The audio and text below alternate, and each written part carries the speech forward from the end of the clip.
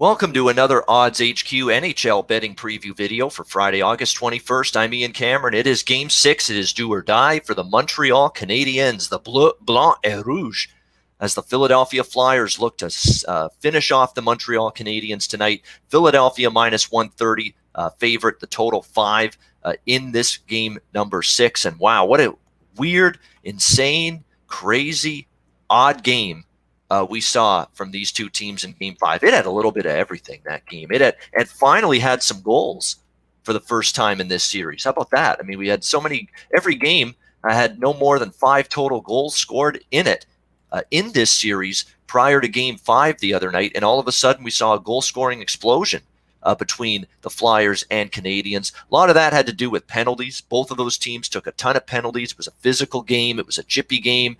A lot of scrums after the whistle. The nastiness factor, I guess you could say, went up significantly in Game 5 of that series the other night.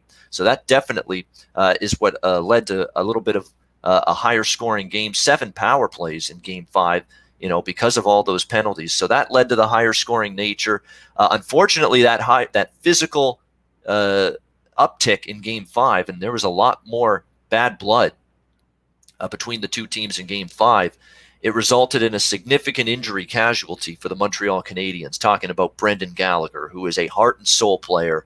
This guy wears his heart on his sleeve. He goes out there and busts his ass every shift. He's just a smaller stature guy as well, and he doesn't mind just standing in front of the net, even though he's a smaller guy, taking punishment, taking abuse, taking hacks and whacks and sticks to the face and cross-checks in the back of the leg. It doesn't matter. Brendan Gallagher is just tough as nails. He's the engine. He's the energy. He's kind of the heartbeat of this Montreal Canadiens team in a lot of ways. And for him to have to miss this game now and the rest of this series, he'd miss Game 7 as well, if there is one, with a broken jaw suffered in the last game. A lot of Canadiens fans irate that there was not more supplemental discipline delivered for that hit to Brendan Gallagher. But unfortunately for the Canadiens, he is out tonight, and it is a huge loss for the Montreal Canadiens, without a doubt. So the good news is for them in Game 5, they got their offense going finally. They erupted for 4 goals following back-to-back games where the Montreal Canadiens got shut out by the Philadelphia Flyers. It was quite the shutout streak for Carter Hart in net and for this Philadelphia Flyers team, but give the Montreal Canadiens credit. They really did a lot of not damage, but they made some adjustments offensively, took advantage of the opportunities they had, and really did a much better job overall of trying to get their offense going. And certainly they did. It helped as well that I think Carter Hart was a little bit shaky in net. Philadelphia, even though they're up 3-2 in this series, they have not been great offensively, but even they got their offense going, especially on the power play, which had been terrible in this series. They went into Game 5, 1 for 13 on the power play, but in Game 5, they solved those power play woes. 3 power play goals for the Flyers in that Game 5 performance, albeit in a losing effort. So it's kind of weird. They had 3 power play goals for the Flyers. You would think they win the game, but no, they ended up losing 4-3. I would expect both of these teams a lot of people are now expecting it to be a physical game again, and a lot of whistles, a lot of penalties. I'm not so sure after the last game. Both of these teams might just settle down and focus on the task at hand, which for Philadelphia is closing out this series, and for Montreal, it's trying to stay alive, keep their season alive, and force a Game 7. We'll have to wait and see which one is going to win out here in this game.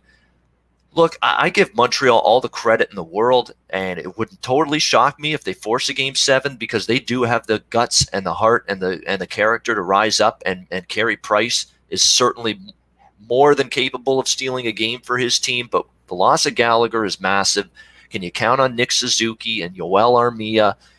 Where's Max Domi and Jonathan Drouin, by the way, for the Canadiens? They have not done much in this series. They've got to be better.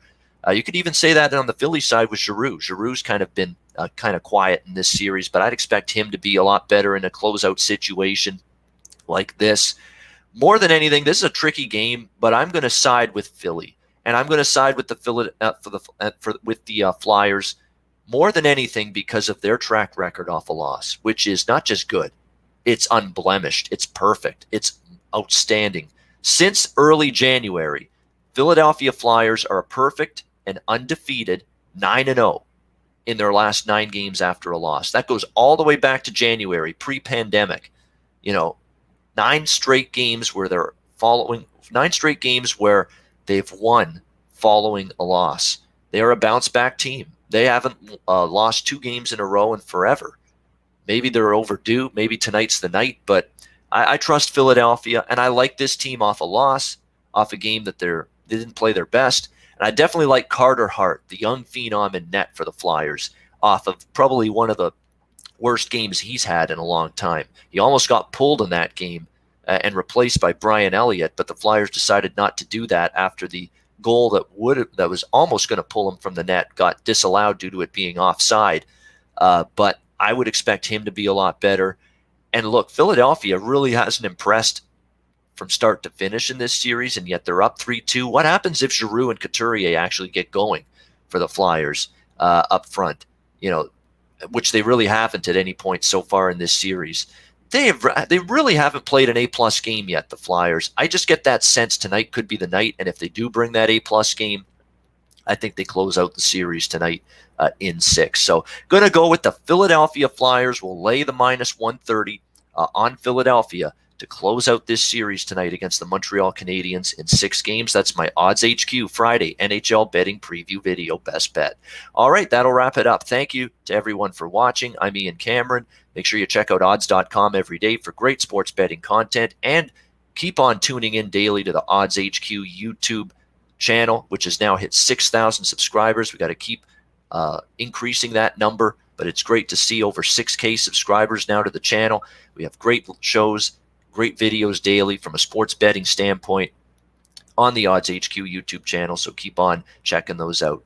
Have a great Friday. Enjoy the games and good luck, and I'll be back with you tomorrow on maybe tomorrow on Saturday. We'll have to wait and see if there are any games left, because these are the last 2 series now to finish up. But if not another game in the first round, I'll certainly be back with more of these daily NHL preview videos throughout the second round of the Stanley Cup playoffs. So until next time, take care, enjoy the games, and good luck.